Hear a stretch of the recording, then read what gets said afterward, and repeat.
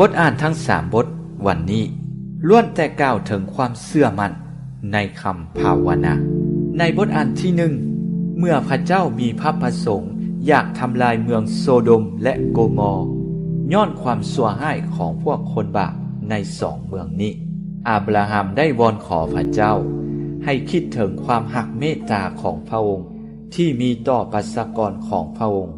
และอย่าทำลายเมืองโซโดมอีกเลยท้ายสุดอาศัยความเชื่อมั่นในคำภาวนาวอนขอของอาบราฮัมพระเจ้าได้เปลี่ยนใจและบ่ทำลายเมืองโซโดมอีกส่วนในพระวรสารเมื่อพวกลูกศิษย์ขอให้พระเยซูเจ้าสอนพวกเขา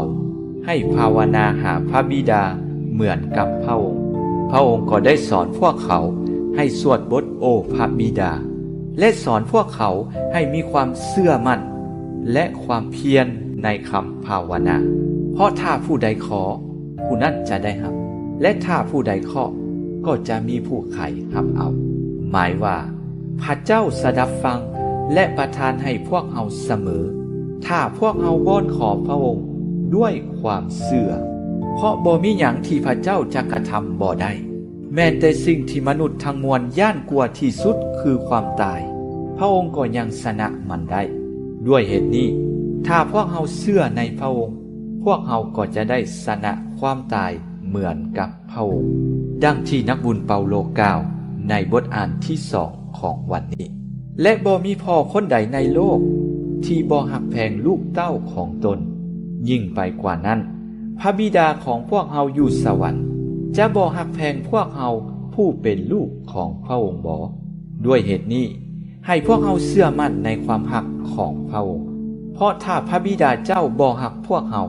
พระองค์ก็จะบ่ส่งลูกชายเดียวของพระองค์คือพระเยซูคริสต์ลงมาตายเพื่อพวกเราถ้าลูกชายเดียวของพระเจ้าพระองค์ยังประทานให้พวกเราแล้วยังจะมีสิ่งใดอีกที่สำคัญ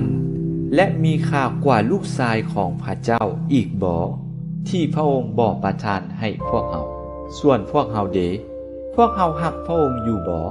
พวกเราเชื่อมั่นในพระองค์บ่พวกเรามีความภาคเพียรในคำภาวนาบ่